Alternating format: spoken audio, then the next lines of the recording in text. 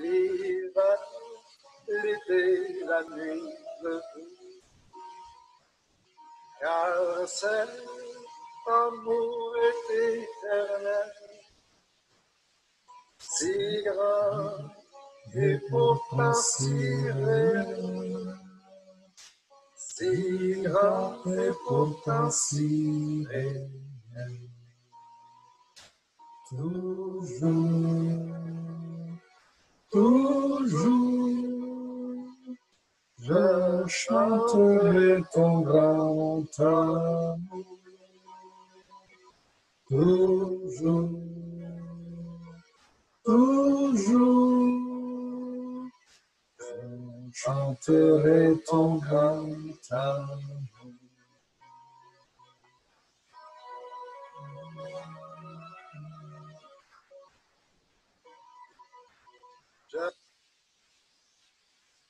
Bien-aimé du Seigneur, encore une fois, je suis encore devant vous, je suis là pour partager la parole de Dieu. Je suis en retard d'une trentaine de minutes, je ne sais pas si on peut parler ça de retard vraiment.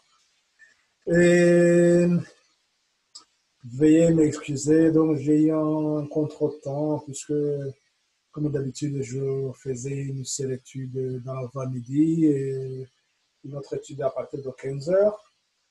Mais je me suis vu obligé de faire deux études dans cet avant-midi puisque j'ai un empêchement pour faire une étude demain. C'est pour cela que j'ai voulu faire les deux. Et c'était pour au moins faire un complément de ce que j'avais fait ce matin. Et je pensais terminer ça avant 15 heures, mais j'ai un petit souci de problème technique. Bon, c'est résolu quand même, c'est bien. Donc, je vous demande tout simplement de ne prendre pas sans arriver. Donc, comprenez bien que ça peut arriver. Et nous allons prendre donc quelques minutes et c'est pour reprendre un peu ce que nous avons fait la fois passée et qu'on fait encore un complément de ce que nous avons vu, comment le message il est donné donc en plusieurs étapes. Et ces plusieurs étapes, nous devons comprendre que cette vérité, l'évangile éternel, elle est donnée. C'est comme une lumière au lever du soleil.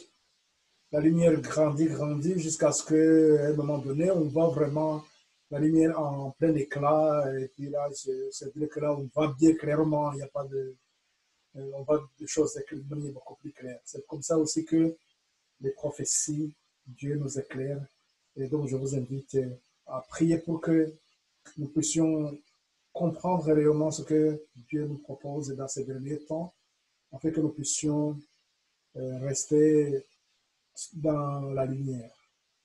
Et comprenons tout simplement que lorsque on n'est pas en phase avec la lumière, c'est qu'on est dans l'obscurité. Il y a toujours des situations, des camps.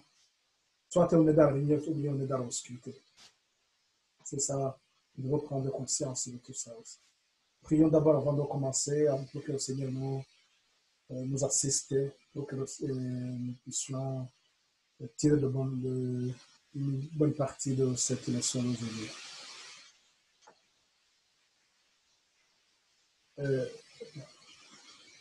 Nous allons prier.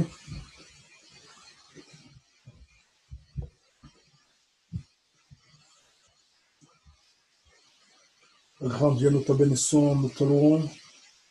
À toi la gloire et l'honneur. Nous te remercions, Seigneur, de ce moment que tu nous donnes, ce temps précieux, Seigneur, que tu mets à notre disposition, pour que, Seigneur, nous puissions aussi profiter de ta lumière. Tu nous éclaires, Seigneur, jour après jour. Et plus nous tendons vers la fin du temps, nous voyons, Seigneur, des choses beaucoup plus claires. Merci de d'éclairer aussi ceux qui sont dans les coins les plus reculés de ce monde. Merci Seigneur de nous consacrer à cette mission. Merci de disposer les cœurs qui vont recevoir ce message. Merci de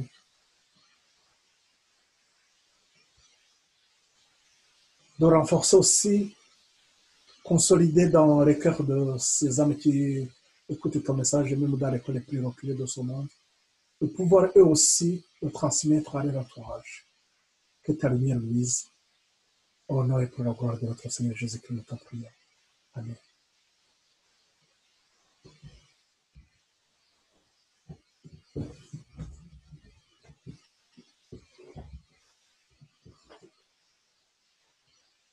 Donc, la fois passée, nous avons vu une étude qui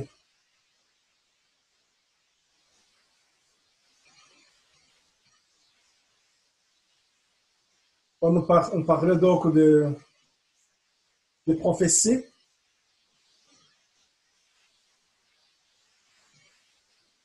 Je vous donne ce qui sont sur Zoom. Et l'évangile éternel donc étant prophétique, tout simplement pour comprendre que le message que Dieu nous donne s'inscrit dans le temps. Et plus nous avançons vers la fin des temps, plus Dieu nous éclaire davantage. Et je vous ai montré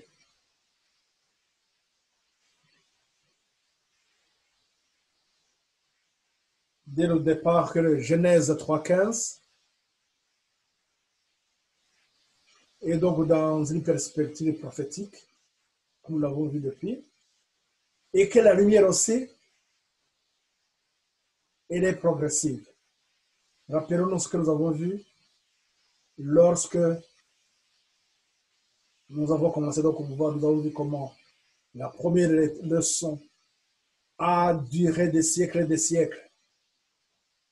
C'était seulement amener, préparer le monde à comprendre le péché, la repentance et avoir à développer la foi en un libérateur. Et à un moment donné, Dieu aussi, il étudie comment le libérateur va délivrer l'humanité, l'espoir de l'humanité. Comment il va faire. Et à un moment donné aussi, lorsque le peuple d'Israël était à Babylone, Dieu il a donné la lumière à travers Daniel pour montrer les grandes lignes, les poteaux indicateurs, les signes de temps. Après aussi, il a donné l'Apocalypse pour expliciter, pour éclairer le peuple de fin de temps, son église dans la fin de temps. Nous avons donc l'évangile donc. Et dans ce temps prophétique, je vous donne quelques lignes. Je crois que là, on avait vu ça, je vais y aller beaucoup plus vite. Que nous avons vu que donc, la guerre avait commencé dans le ciel, dans l'Apocalypse.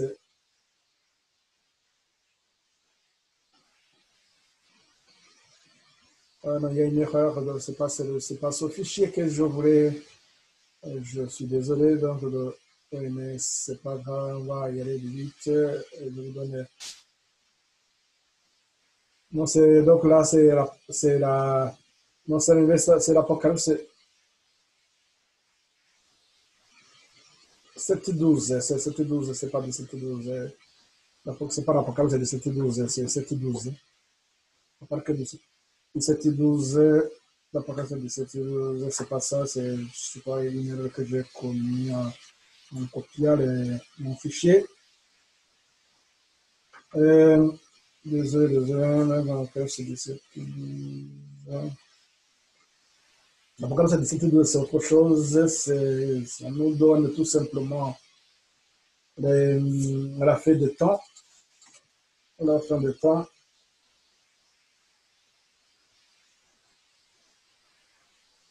Et ça, c'est ce verset, non, c'est 7:12. Je m'excusais, je vous l'enlève avant que ça.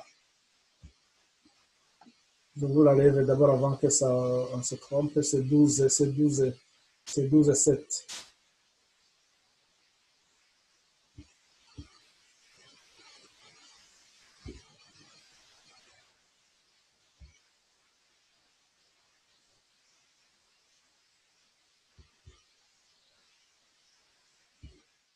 Non. Oui, donc c'était pour tout simplement. Donc là, ce que nous avons dans.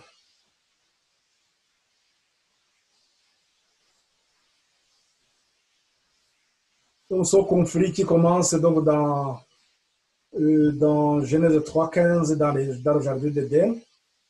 Nous avons ce chemin, on avait vu la fois passée. Je vais essayer d'aller vite parce que c'est pas. Ouais. Nous allons essayer de voir quelques lignes. Qu'est-ce que nous avons donc observé que dans Genèse 3:15, donc c'est un rapport où nous montre comment Satan il avait commencé la guerre au ciel en l'Apocalypse 12:7. Mais après, on voit qu'il va continuer. Donc, ce conflit, et dans ce conflit, nous avons donc Dieu a parlé de le royaume de grâce, le royaume de grâce qui commence dès le jardin d'Éden. Mais à l'an 31, nous avons le moment où le sang est versé. Donc, ça veut dire que ce qu'on avait comme des symboles, bien des promesses, là, on arrivait maintenant à quelque chose de réel. C'est-à-dire que Jésus, il verse vraiment son sang pour sauver l'humanité. C'est-à-dire que ce qui était dans les promesses, ça se concrétise, si vous voulez bien. Et nous voyons quand même que le message était pour nous parler donc du péché, comme je le disais, pendant des années. Et on a aussi la justice du Christ. Dès que Christ a commencé son ministère, il nous conduisait dans la lumière, dans la justice. Et c'est dans cette lumière qui, depuis ce temps, donc, nous avons progressé dans cette vérité. Et cette vérité qui nous sanctifie, c'est ce que Christ nous donne à donner aux disciples, pour que les disciples aussi donnent ça, expliquent ça au monde entier, comme c'est dans la mission qu'il donne dans Matthieu 28, 19 à 20. Et dans Matthieu 24 aussi dit que ce royaume de grâce, ce royaume doit être enseigné partout après Christ revient. De quel royaume donc s'agit-il? On a vu dernièrement la définition concernant l'évangile, de quoi s'agit-il? On avait donc les 3 étapes, et ces 3 étapes, on a parlé du péché, de la justice et du jugement. Et ces 3 étapes, c'est une progression d'une lumière que Dieu donne jusqu'à ce qu'on arrive à la fin et de temps. C'est plus plus nous sommes éclairés, plus nous avançons dans le temps, plus Dieu nous éclaire pour que nous puissions arriver au bon port, pour qu'on ne se trompe pas. C'est pour cela que le chemin sur lequel nous devons, le chemin que nous suivons, c'est un chemin qui a des signes, des poteaux indicateurs, comme je vous ai parlé, concernant les prophéties de Daniel. Là, voyez que donc, pendant un certain temps, on était, l'espoir de l'humanité était dirigé vers la venue des Messies. Nous l'avons vu dans le prophète roi à la page 517. Et lorsque le Messie est arrivé, donc la naissance de Jésus, à la 27, donc il est Christ, il est au loin. Mais on a constaté, ce qui est le constat, c'était que beaucoup ont rejeté Christ. En rejetant Christ, à cause des enseignants ou des docteurs de la loi, des lévites avec qui Dieu avait confié le sacerdoce. Donc, ils n'ont pas fait l'œuvre comme il le ferait, mais ils étaient tombés dans beaucoup plus bas, au point d'oublier même les promesses que Dieu avait données et au point même d'empêcher les gens d'étudier les prophéties, alors que c'était avec les prophéties qu'ils pourraient savoir réellement quand est-ce qu'arrive le Seigneur. Là, donc, dès que Jésus commence son ministère, il faudrait que les disciples confirment, enseignent au peuple que Jésus que vous avez crucifié, c'est lui le Messie qu'on attendait. Donc, c'est lui le Messie qu'on attendait. La dernière phase, comme nous l'avons vu avec les prophéties de Daniel, la chaîne prophétique de 2300 soir et matin, de Daniel 8 et 14, nous avons vu que depuis 1844, il y a un autre message, un message qui vient aussi à son temps. Son message ne pouvait pas être donné avant. Nous allons voir ça tout à l'heure. Et son message, il est donné à une église, à son peuple, qui devrait aussi préparer le monde, qui devrait se préparer et préparer le monde au retour de Christ. Lorsque nous étudions donc l'histoire donc du peuple de Dieu, l'histoire de l'Église, depuis les disciples, nous avons eu des messages à travers le message qu'on adresse à cette église qui nous montrent tout simplement les différentes périodes par lesquelles l'Église va évoluer jusqu'à la fin, comment les conditions de l'Église, comment seraient les conditions de l'Église. Donc, c'était, si vous voulez, on devrait prendre ça comme une prophétie, une mise en garde pour que le peuple s'y prépare. C'est pour ça que la dernière Église de la Odyssée, nous avons un message que Dieu adresse à cette Église, la dernière Église, qui apparemment répète la même histoire que le peuple d'Israël qui a échoué à sa mission de préparer le peuple à accueillir leur Messie. Au lieu de préparer le peuple, mais ils étaient devenus les agents de Satan. Nous allons voir ça tout à l'heure, nous allons lire ça tout à l'heure. Et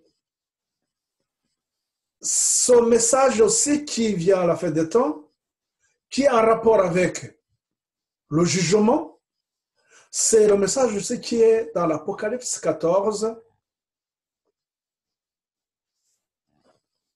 le troisième ange, donc Apocalypse 14, 9 à 12. Son message, il est en rapport avec l'Apocalypse 13. L'Apocalypse 13 qui nous parle de quoi? Qui nous parle de la petite corne. Cette petite corne que Daniel avait vue, qui termine l'histoire du monde, qui surgit entre 10 cornes, tout en enlevant 3, et que ce temps était là pour nous éclairer aussi, pour que nous puissions comprendre là où nous arrivons. C'est-à-dire qu'il y a l'histoire du monde nous serve, l'histoire du monde nous sert donc de comprendre là où nous sommes dans le temps. Et dans le message du troisième ange, c'est un thème que nous allons voir plus tard aussi. Et c'est-à-dire que dans la façon dont Dieu a donné le message, donc l'évolution des messages, nous avons donc le message, pendant un certain temps, on attendait le retour de Christ, plutôt on attendait la venue du Messie. À un moment donné, il faudrait confirmer que Jésus de Nazareth est le Messie. Et après, c'était question de voir comment nous allons faire face à la petite corne qui s'attaque à Dieu, qui s'attaquent au sanctuaire, qui s'attaquent à la parole de Dieu, contrairement à d'autres royaumes qu'on avait vus auparavant, eux, faisaient des guerres de conquête, mais ce qu'il va chercher à conquérir, donc il va attaquer le spirituel. On comprend très bien que c'est le même combat qui était aussi dans le jardin d'Éden. On voit comment Satan, il cherche toujours à ruiner le peuple. Donc, c'est pourquoi ces derniers messages, ces messages que nous avons dans la fin des temps, nous voyons qu'il y a un message qui est, donc il y a Daniel d'abord qu'on a évoqué, qui commence 600 ans avant Jésus-Christ et qui continue jusqu'à la fin des temps. À un moment donné, vers les années 100, nous avons le message d'Apocalypse qui vient compléter ou bien éclairer davantage sur les prophéties de Daniel. Et avec cette dernière église, nous avons aussi les témoignages. Et ces témoignages, pourquoi? Nous allons voir ça tout à l'heure, si le temps nous le permet. Mais en aimant, c'est tout simplement, c'est que les témoignages, Dieu a donné les témoignages pour que les enfants de Dieu puissent, jour après jour, faire attention à même ce que nous appelons des petites choses.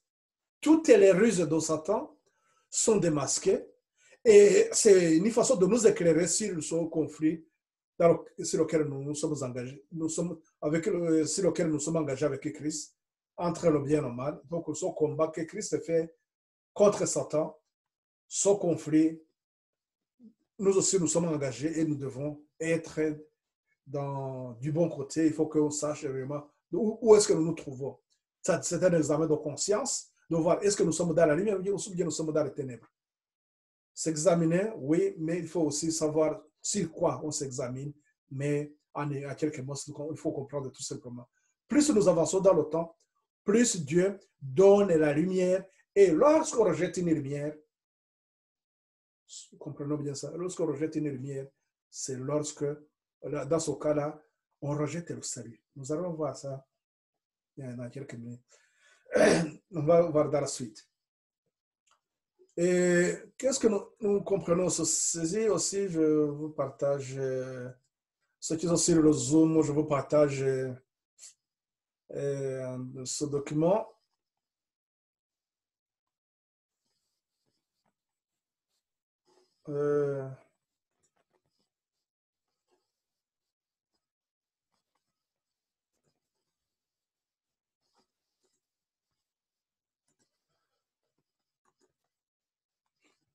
Donc, je crois qu'on a vu donc l'évangile, comment tout à l'heure on voit qu'il y a toujours les trois étapes.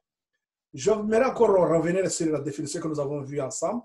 On a vu que l'évangile éternel est l'œuvre de Christ qui se fait à travers la lumière des messages prophétiques, de tests en trois étapes, afin de développer, puis identifier deux catégories d'adorateurs, à l'exemple de Caïn et Abel, Judas et Jean, l'ivraie et l'oblé, les vierges et les folles.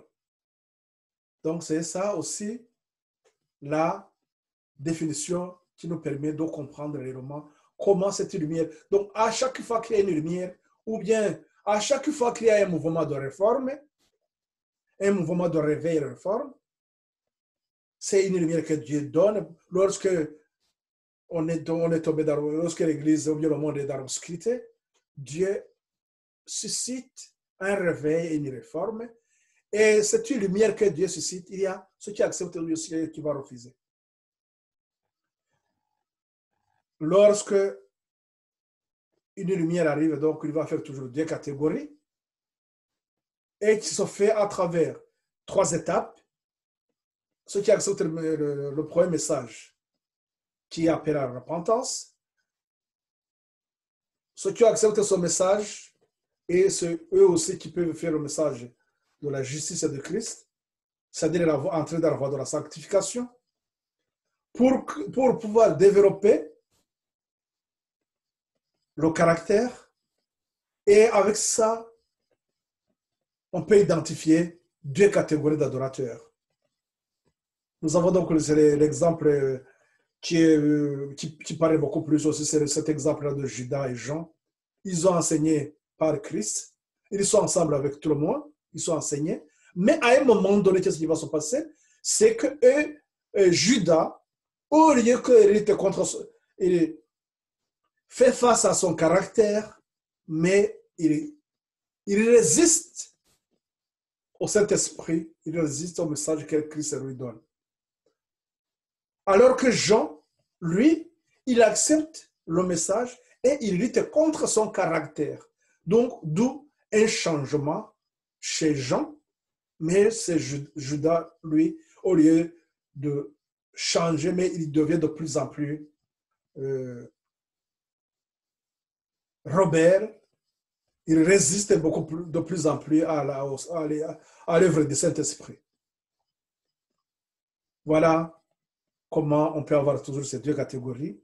C'est ce que nous avons aussi à Matthieu 25, quand on parlait des 10 vierges. Ils sont tous, ce mot vierge, il a son importance aussi, c'est qu'ils sont dans la vérité. Ils sont dans la vérité.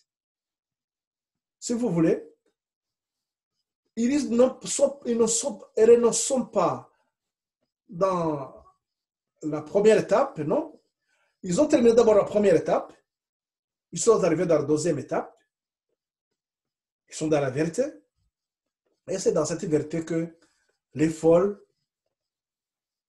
n'ouvrent pas leur cœur et que Satan, qu'est-ce qu'il va faire? Satan, il va chercher toujours à les maintenir dans la passivité et ne pas faire vraiment un engagement ferme avec Christ. Donc, ils vont résister à l'œuvre du Saint-Esprit, alors que les sages, elles avancent avec l'Esprit aussi. C'est pour cela que quand on nous parle donc de ces situations, c'est que même s'ils sont dans la vérité, c'est ce qu'on appelle ça les tempêtes. C'est, comment dirais-je, c'est ce qu'on appelle les lampes. Les lampes. Et dans la lampe, on a besoin de l'huile pour que la lampe puisse être éclairée. C'est pour cela qu'en Matthieu 25, on dit qu'il faut que ces vierges folles aillent chercher de l'huile ailleurs au marché. Et que malgré que c'est trop tard, il faudrait qu'ils aillent chercher de l'huile. Nous comprenons bien que donc ce qui manquait, donc, c'est l'action du Saint-Esprit. On peut résister à l'action du Saint-Esprit malgré qu'on est dans la vérité. Qu'est-ce que nous comprenons par là, d'après cette définition? C'est que lorsqu'un message arrive, il y a ceux qui vont résister complètement et ils sont déjà criblés par le premier message, le premier ange. Avec le deuxième ange, c'est la voie de la sanctification. C'est là où il y a le développement et l'identification de deux catégories d'adorateurs. C'est-à-dire que la croissance, à un moment donné, les fruits apparaissent. Et lorsque les fruits apparaissent, donc on peut identifier, on peut dire voilà. Et lorsque les fruits apparaissent, c'est à ce moment-là qu'il y a la pluie aussi de l'arrière-saison. Et cette pluie de l'arrière-saison prépare quoi? Prépare la moisson. Et la moisson, c'est avec le troisième ange. Qu'est-ce qu'il fait? Le troisième ange, il les sélectionne et il lit les gerbes. Donc, il sélectionne. C'est pour tout simplement préparer la moisson. C'est-à-dire qu'il met de côté. Donc, c'est à ce moment-là que ces deux catégories sont bien identifiées. Ceux qui sont pour le grenier céleste et ceux qui doivent être brûlés. Donc ça c'est l'œuvre du troisième ange, qu'on pourra voir ça plus tard, au moment venu. Le royaume donc de Dieu, on pourra revenir aussi sur le schéma général. C'est que le royaume de Dieu, il est constitué de deux royaumes. Royaume de grâce et le royaume de gloire. Le roi, de même que le message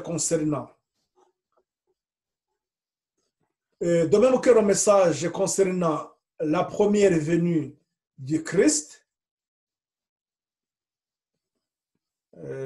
excusez un peu, voilà.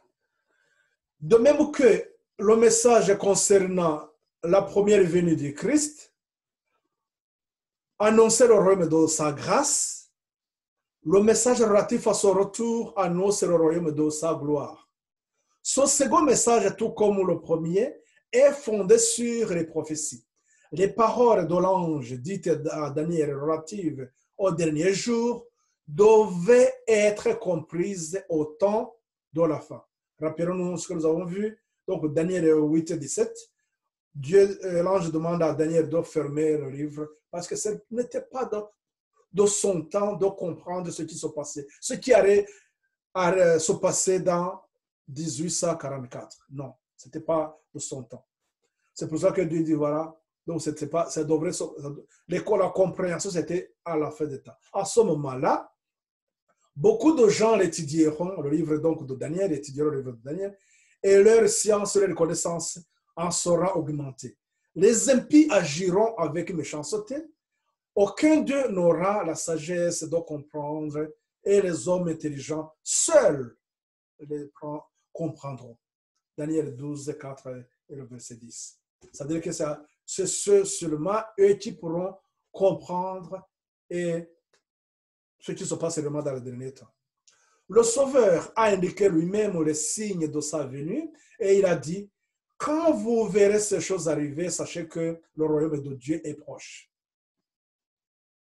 Prenez garde à vous-même de crainte que vos cœurs ne s'appesantissent par les fumées du vin et de l'ivresse et par des soucis de la vie et que ce jour ne fonde sur vous à l'improviste comme un filet. Veillez donc et priez en tout temps afin que vous ayez la force d'échapper à tout ce qui doit arriver et de paraître debout devant le Fils de l'homme. Et Luc 21 au verset 31, 34 et 36. Ou bien vous posez donc ces paroles, nous avons donc dans Jésus-Christ aussi, à la page 217.1, c'est là où j'ai tiré cette citation. Et qu'est-ce que nous comprenons par là? Nous comprenons tout simplement que Dieu, dans sa miséricorde, donc, il nous prépare un temps, il nous prépare un moment où ses enfants doivent marcher dans la lumière et avoir aussi des connaissances approfondies. Une seconde. Voilà. Donc, avoir des connaissances approfondies. Donc, comme nous l'avons dans Daniel 12, 4 et 10. Le royaume de Dieu, le royaume donc de grâce, le royaume de grâce qui s'arrête quand? Daniel 12, lorsque le grand sacrificateur, lorsque Christ va quitter le lieu très saint. Donc, c'est ce qu'on appelle la fin du temps de grâce. On aura l'occasion d'étudier de faire cette étude sur la fin du temps de grâce pour que nous puissions comprendre réellement quelque chose de très important. Est-ce que la fin du temps de grâce est pour le monde?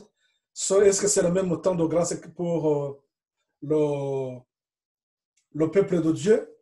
Est-ce que c'est le même moment aussi que avec les responsables? Il y a ces trois étapes aussi. On y reviendra, on aura l'occasion de voir ça. Et le royaume donc de grâce date de la chute de l'homme, époque où Dieu traça le plan de la rédemption d'une race coupable. Ce royaume a existé dès lors dans le dessein et en vertu des promesses de Dieu. Donc, lorsqu'on était depuis le ciel, la conception du royaume de grâce, c'est lorsque donc Satan se révoltait au ciel lorsqu'il était chassé. Ce royaume de grâce a été conçu depuis ce temps-là. Mais ce royaume dont on devenait sujet par la foi n'a été définitivement confirmé qu'à la mort du Sauveur. C'est pour cela que dans le grand schéma que je vous ai montré, c'est que depuis le jardin d'Éden, nous avons le royaume de grâce, mais sa confirmation, bien, sa réalisation, ce n'est qu'à la 31, lorsque le sacrifice a été donné, lorsque Jésus a versé son sang. Donc, c'est à ce moment-là que le royaume de grâce a été ratifié. C'est devenu une réalité. En effet, même après être entré dans son ministère terrestre, Jésus aurait pu, lassé de l'ingratitude et de l'obstination des hommes, reculer devant la croix du calvaire. En Gethsemane, où la coupe amère tremblant dans sa main, il aurait pu encore essuyer la sueur de sang ruisselant sur son front et laisser notre monde révolté périr dans ses iniquités. Ce n'eût été fait alors de la rédemption de l'humanité. C'est quand le Sauveur eut donné sa vie, lorsqu'il s'écria en expirant, tout est accompli. Je me rappelle que son mot, cette phrase, tout est accompli. Il y a ceux qui n'avaient pas compris de quoi s'agit-il, de quoi parle-t-on. Moi, je moi-même, j'étais parmi ces gens. Et à un moment donné, quand on disait tout est accompli, de voir qu'il a arrêté sur dit que lorsqu'il s'écria en expirant, donc ça veut dire que c'est tout est accompli, tout est fini. Donc, il lance son âme, il est mort. Alors que ce n'était pas ça. Tout est accompli, c'est-à-dire tout simplement que Satan, qui avait fait tout pour que Jésus renonce à sauver l'humanité, là, ce moment-là, il venait de confirmer,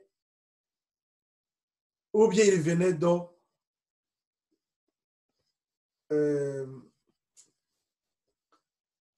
donner l'espoir à l'humanité lorsqu'il a versé le sang, c'est-à-dire qu'il a terminé. C'était une façon, en d'autres termes, de dire à Satan, ah, tu as fait tout ce que tu pouvais, mais tout est fini cette fois-ci, je t'ai terrassé, c'est fini, c'est fini, c'est fini. Voilà pourquoi, avec cette grâce, cet acte, nous bénéficions de ce sang du Sauveur et nous disons, nous sommes sauvés. Mais là, d'après les 3 étapes, ou bien la définition que je vous ai donnée, donc ce qui vient de se réaliser, c'est la première étape. Mais ceux qui croient en lui, ceux qui voient à son sang versé sur la croix comme un signe de réconciliation, ou bien de rançon, et qui ont la foi en Jésus, ceux-là vont commencer l'œuvre de la sanctification. Ce que je vous disais tout à l'heure, c'est ce moment de développer et identifier ces deux catégories d'adorateurs.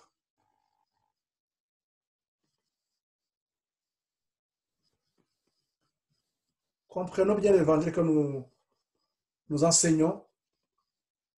Il faut comprendre ces deux catégories d'adorateurs. À cette deuxième étape, on commence la voie de la sanctification, la justice du Christ, s'approprier la justice du Christ, comprendre que nous sommes sauvés Et donc, par le fait que nous marchons avec Christ, donc nous sommes dans une démarche de changement. De changement. Rappelons-nous ce que nous avons vu ça dernièrement. On a parlé de l'échelle de Pierre, je ne vais pas y revenir. Mais c'est dans ça. Donc, c'est un moment de croissance, un moment de maturation. La croissance est pour donner les fruits de l'esprit. Et avec les fruits de l'esprit, donc c'est avec la pluie de la saison. De même que pour une agriculture, donc Jésus avait enseigné avec plusieurs modèles. Nous a donné un modèle aussi de l'agriculture.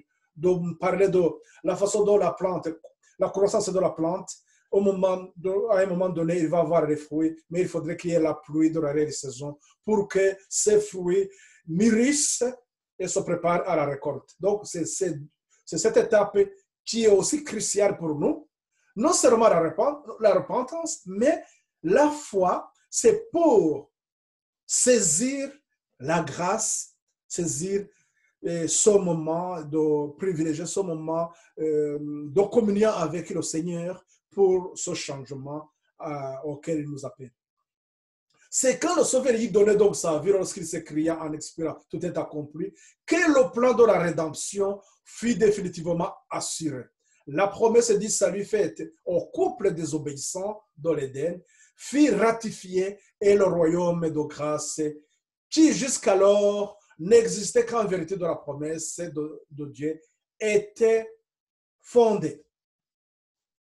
C'est ce que je venais de vous dire tout à l'heure. Donc, à partir de ce moment-là, le royaume, le royaume de Dieu, le royaume de grâce, il est déjà fondé à ce moment-là. Le problème est maintenant, c'est une mauvaise compréhension des Écritures. De mauvaise compréhension des Écritures, c'est-à-dire la première des choses, lorsqu'on n'a pas une bonne conception de ce que c'est l'Évangile, on va transmettre aux hommes, là je parle de plusieurs enseignants qui sont à gauche à droite, qui vont commencer à parler de nous sommes sauvés, nous sommes sauvés, mais ils oublient de rappeler cette étape cruciale, donc la voie de la sanctification, là où il va y avoir le développement, là où il va y avoir la maturation, ou bien développer et puis identifier ces deux catégories. Donc, mais le problème qui se pose, c'est qu'aujourd'hui, comme au temps du Christ, les Écritures sont mal comprises et mal interprétées. Si les Juifs les avaient étudiées avec un cœur sincère et un esprit de prière, ils auraient obtenu une juste vision de leur époque. Plus encore, ils auraient su de quelle manière le Messie devait se manifester. Ils n'auraient pas confondu la seconde et glorieuse apparition du Christ avec sa première venue. C'était ça le problème.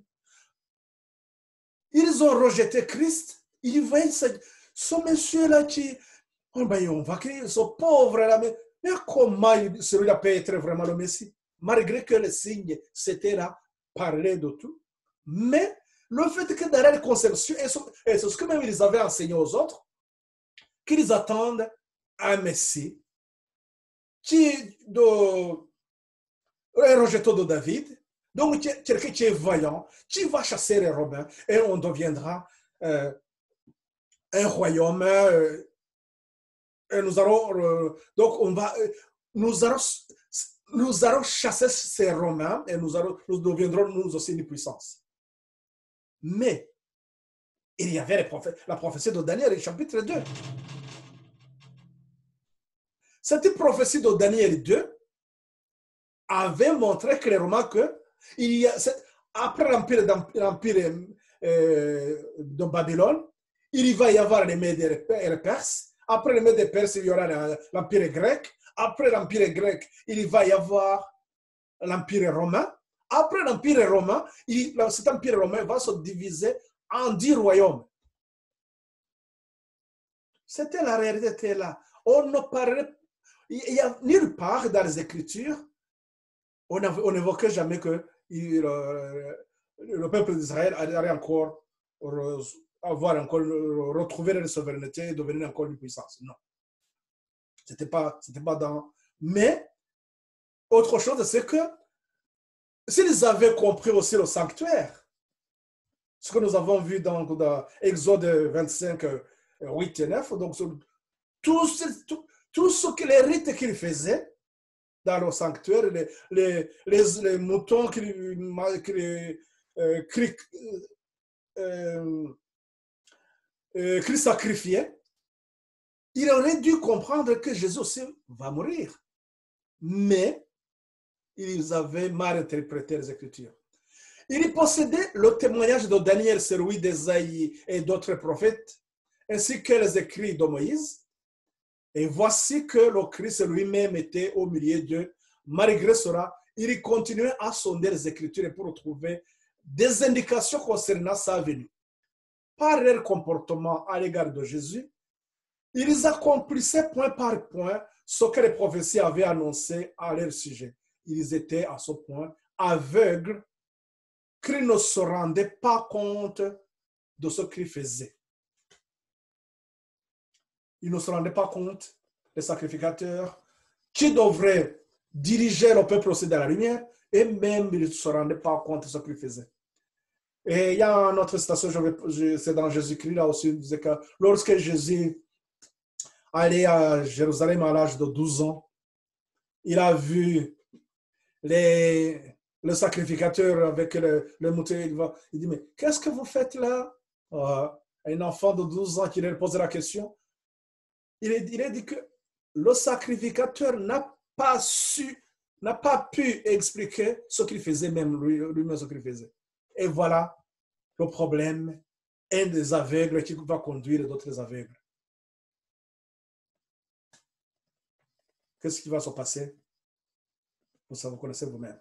Donc, les deux on dit qu'ils vont tomber dans les trous. Un aveugle ne peut pas sauver notre aveugle.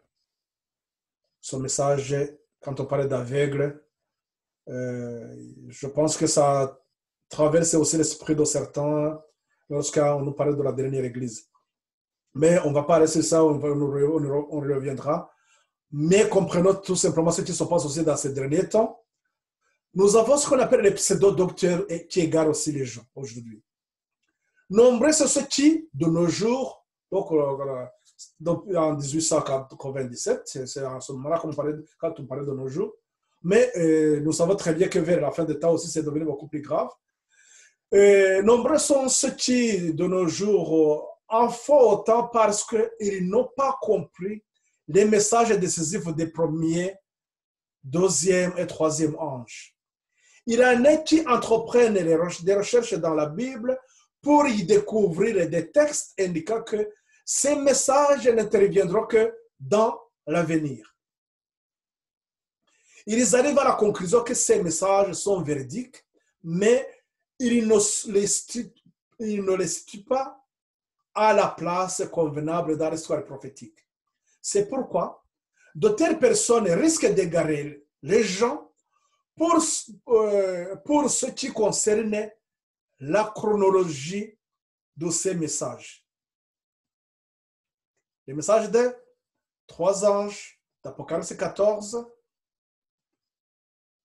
6 à 12, les messages qui sont là pour préparer le monde à accueillir Christ qui revient. Ou bien les messages aussi qui préparent le monde à la date, ou bien qui les avertit que le temps nous sommes à la fin du temps, la fin du temps de grâce est proche. Le royaume de grâce, la fin du royaume de grâce est proche. C'est dans Daniel 12, 1. On ne nous donne pas une date, mais on sait que nous tendons vers la fin parce qu'il y a d'autres signes indicateurs qui nous montrent.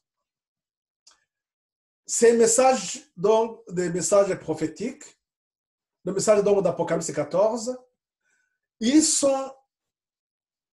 suivent aussi leurs poteaux indicateurs, bien les balises, ils arrivent à leur moment, puisque un message que Dieu donne, la lumière que Dieu donne, Rappelez-vous, la finalité, c'est que ces deux, il y a les tests, les tests, nous sommes testés en 3 étapes, et ces 3 étapes, Dieu donne le temps pour que le message du premier ange termine son œuvre. Il donne le temps aussi pour que le deuxième message aussi commence. Quand il commence, cela ne veut pas dire que le premier, c'est fini, non. Le message du premier continue toujours son œuvre, mais à un moment donné, depuis qu'elle a commencé, à un moment donné, ceux qui sont marchés, ceux qui ont écouté son message, ils ont eu le temps de l'accepter ou refuser. Donc, c'est pour ça que Dieu, dans sa miséricorde, il donne assez de temps pour que les gens acceptent ou bien refusent. Dès qu'ils refusent, on nous a dit premier ange, ils ne peuvent pas continuer avec le deuxième ange. Donc, cette voie de la sanctification. C'est pour ça que ce message du deuxième ange aussi, Dieu donne le temps pour ce message du deuxième ange, cette voie de la sanctification, pour qu'il y ait développement ou bien qu'il y ait la croissance, et qu'après, à la fin, on va identifier des catégories, c'est-à-dire que lorsqu'il a la fin de la croissance, il faudrait qu'il y ait les fruits de l'esprit, et on verra. C'est à ce moment-là qu'on peut identifier, voir réellement ce qui a de la valeur ou bien ce qui n'a pas de valeur. Et ce temps, lorsque ce temps est terminé, ça vient le temps de la moisson. Le de le sélectionner et pour le grenier. Le jour donc du Seigneur s'approche avec certitude. Et pendant ce temps-là, les hommes soi-disant sages et éminents se plaisent et parlent d'éducation supérieure et ils ne connaissent pas les signes de l'avènement du Christ ou de la fin du monde. Nous avons des gens partout. Nous pouvons avoir des docteurs, non seulement dans les choses de ce monde, mais nous avons des docteurs même en théologie, mais qui ne sont même pas capables d'expliquer, de montrer sur la chaîne prophétique, de montrer là où nous en sommes et expliquer le moment que nous sommes en train de vivre. Alors que si nous sommes sur un chemin éclairé, normalement, on devrait comprendre ce qui se passe en ce moment-là, en 2020. Nous comprendre, c'est-à-dire, où est-ce que nous voyons les signes? Nous avons toujours la prophétie de Daniel couplée avec les prophéties d'Apocalypse. On aura le temps encore d'approfondir par d'autres études. Regardez ce qui se passait. Ce qui devrait normalement conduire le peuple dans la lumière, c'est eux-mêmes les premiers à égarer le bas peuple, les membres. Les rabbins défendaient l'étude de Daniel, alors que Daniel montrait les signes, les poteaux indicateurs. Il montrait où est-ce qu'on est dans le temps. Il plaît à Satan de voir les hommes abandonner la piété vivante et ne retenir que les formes de la religion. Après avoir rejeté l'évangile, les Juifs conservaient jalousement leurs anciens rites, tout en reconnaissant que la présence de Dieu ne se manifestait plus au milieu d'eux. Ils restèrent franchement cantonnés dans leur exclusivisme national. Combien c'est grave de garder toujours l'espoir qu'on est avec Dieu, que Christ nous bénit, et mentir aux autres et donner mauvais espoir, alors que Dieu, il dit, je ne suis pas avec vous. Les gens continuent à se réunir Et ils vont continuer à inventer des choses qui rassemblent, mais on ne va pas parler de ce qui est salutaire, c'est-à-dire repentance, laisser le Saint-Esprit nous convaincre de nos péchés, de même que lorsque le peuple, lorsque les pharisiens, les chefs de l'église à Jérusalem, ils avaient transformé donc le temple en un marché, ça leur ramenait beaucoup de sous.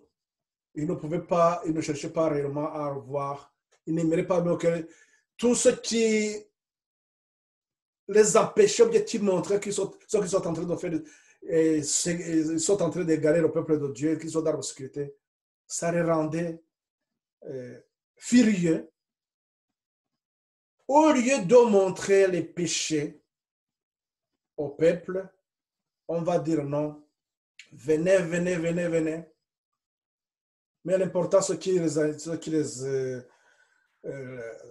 compte pour nous, c'est que ça ramène de l'argent tout simplement. Les gens vont donner les dîmes, ils vont donner les offrandes, tout ça.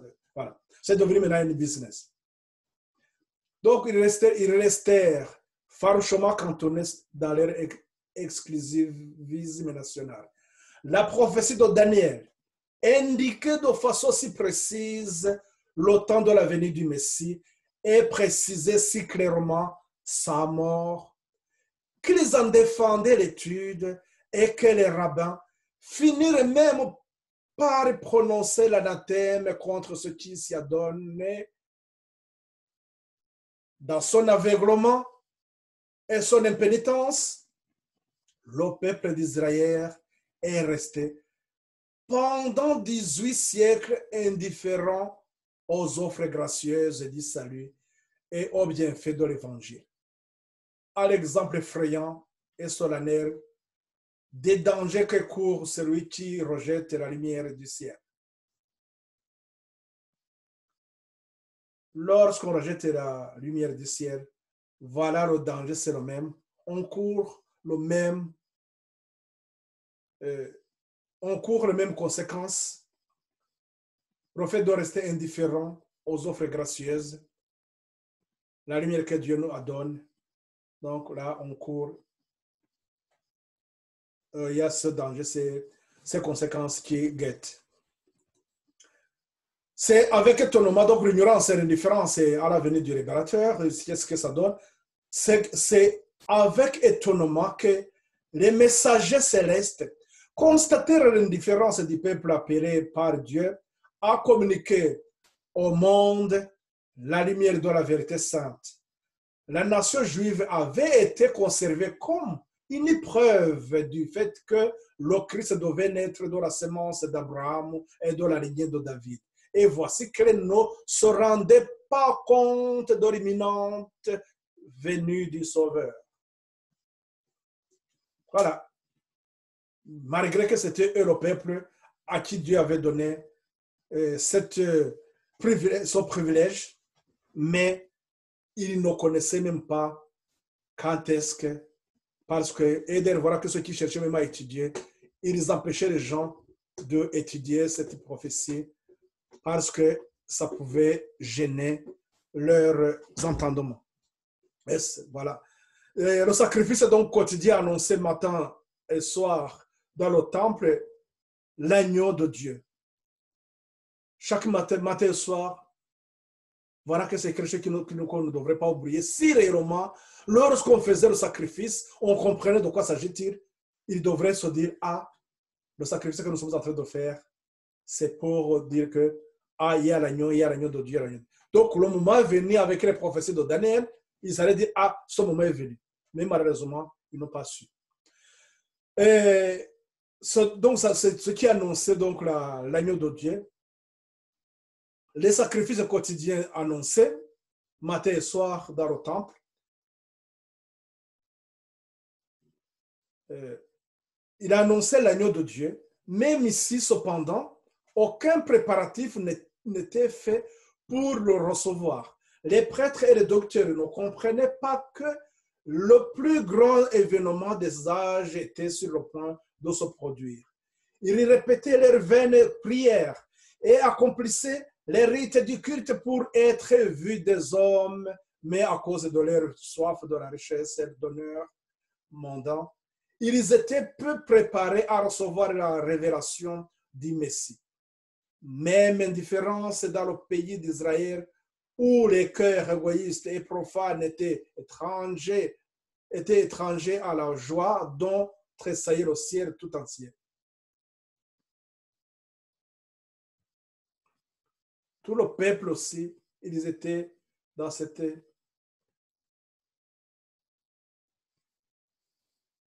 Ils n'étaient pas prêts, alors que le monde entier devrait normalement tressaillir et de dire, voilà, la joie, voilà, le libérateur qu'on entendait depuis le jardin d'Éden, voilà, il arrive. Mais il n'était pas prêt à recevoir.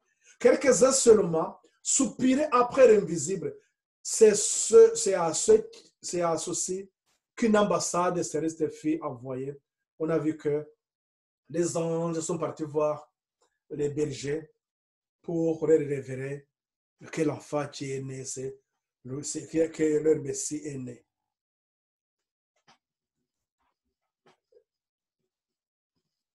Nous comprendrons tout simplement que tout est la Bible. Se résume donc dans l'Apocalypse.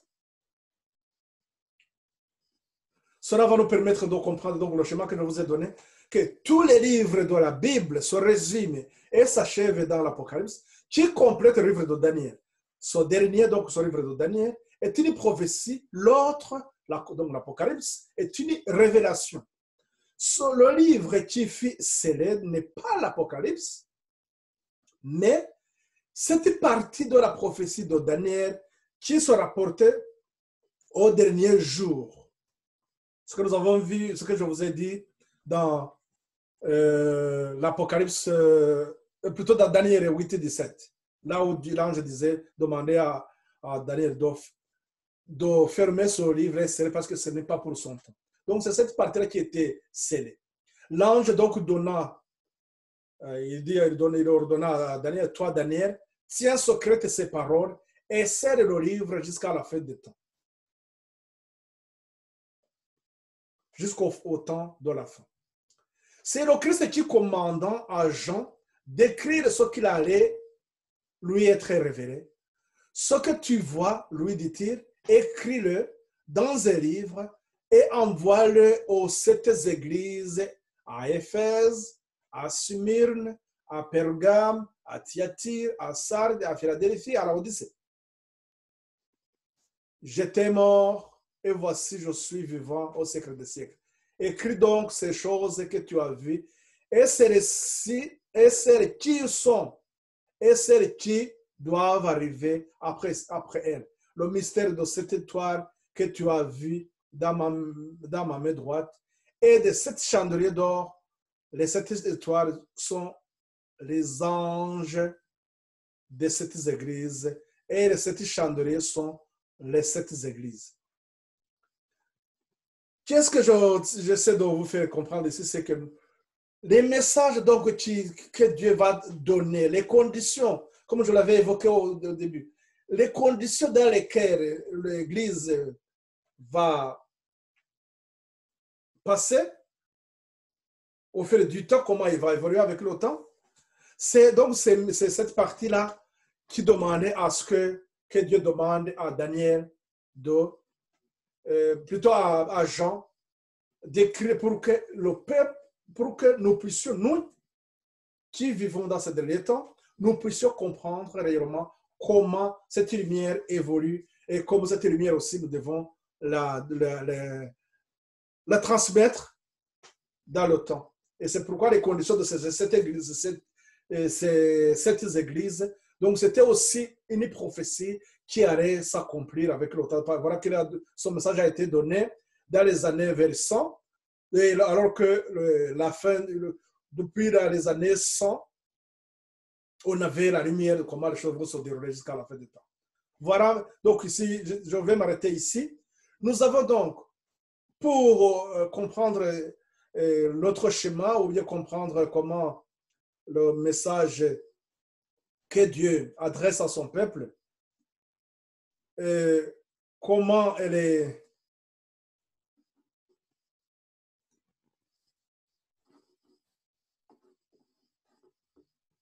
Donc, si vous voulez, pour comprendre tout simplement que la façon dont le message évolue, nous avons donc ces sautant le début et Dieu donne une lumière, après il continue à nous donner plus de lumière et plus de lumière, et jusqu'à vers la fin, ce que nous avons vers la fin, donc nous avons les 7 églises, c'est-à-dire qu'à partir de l'an, avec l'Apocalypse, donc à partir des années 100, nous avons vers les années 100, nous avons donc, en plus du livre de Daniel, nous avons aussi les conditions de l'Église. Avec les prophéties de Daniel, nous avons quoi? Nous avons les conditions du monde.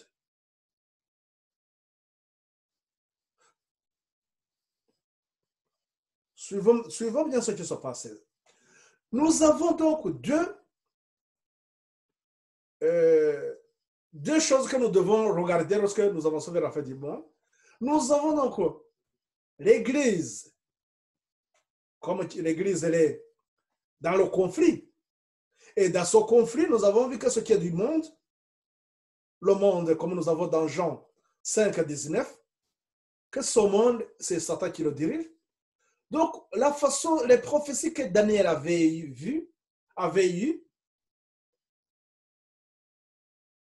là où nous montre que les 4 empires et puis la petite corne qui va s'attaquer des choses spirituelles, qui va s'attaquer à Dieu.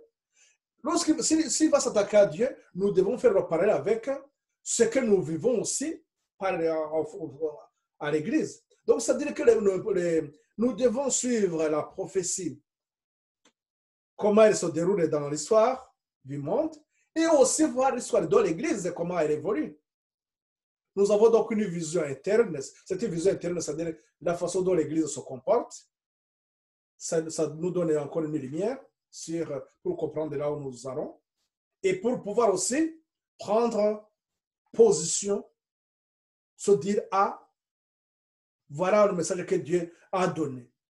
Plus précisément, cette dernière église dans laquelle nous vivons aujourd'hui, l'Odyssée, la condition de l'église à la fin des temps. Dieu, il n'y a rien que Dieu approuve. Mais seulement Dieu demande à l'église de se repentir, d'accepter le conseil d'Éternel fidèle. Et ce conseil d'Éternel fidèle, on aura le temps de revenir, permettront à l'église de continuer de faire cette œuvre du message du 3e ange. De préparer le monde, de dire au monde, Jésus revient. C'est-à-dire la préparation interne, c'est en rapport avec la condition dans laquelle l'Église se trouve. C'est pour cela que Dieu avait donné les témoignages.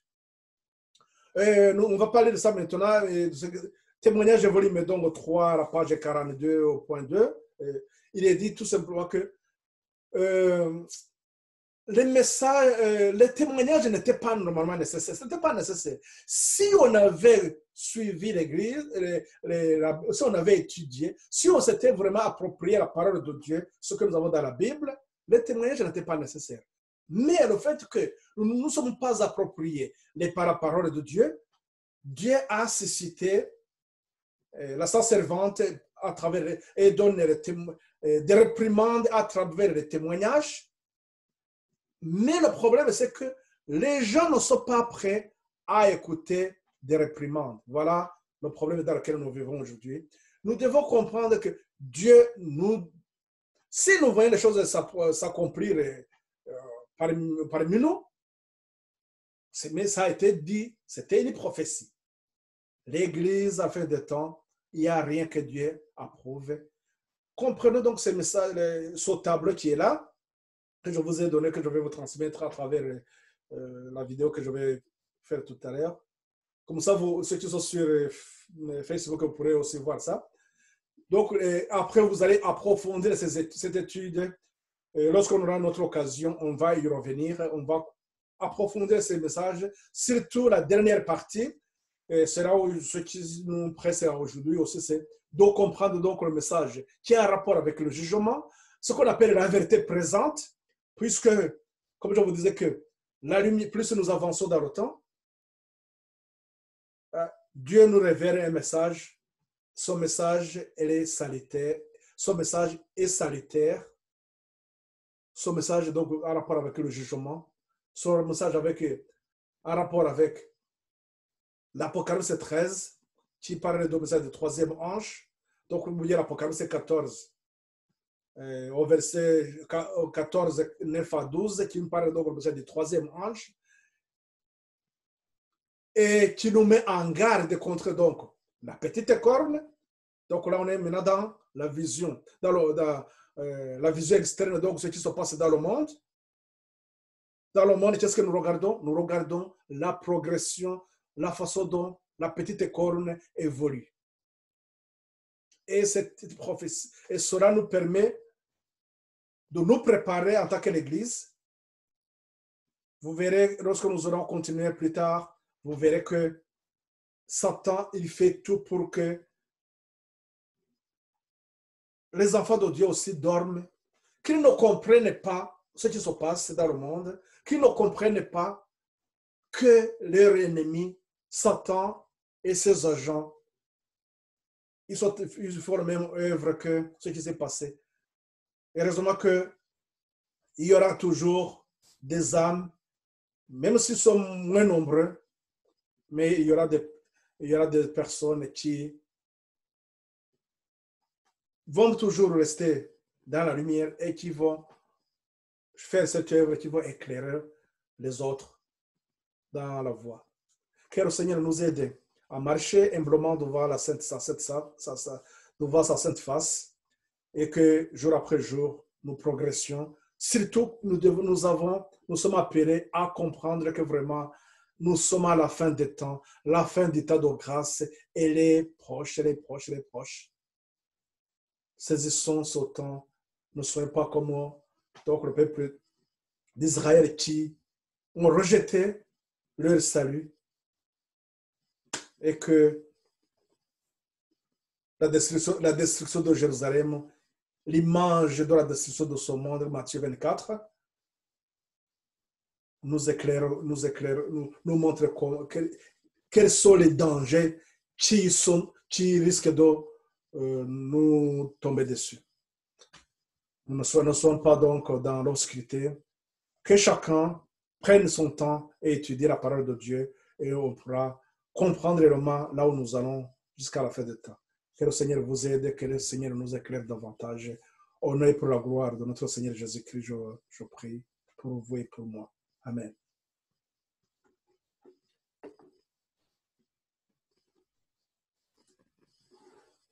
Et donc, comme je vous disais, demain, on n'aura pas l'étude. On pourra faire ça à notre occasion. Je verrai quand je vous mettrai au courant.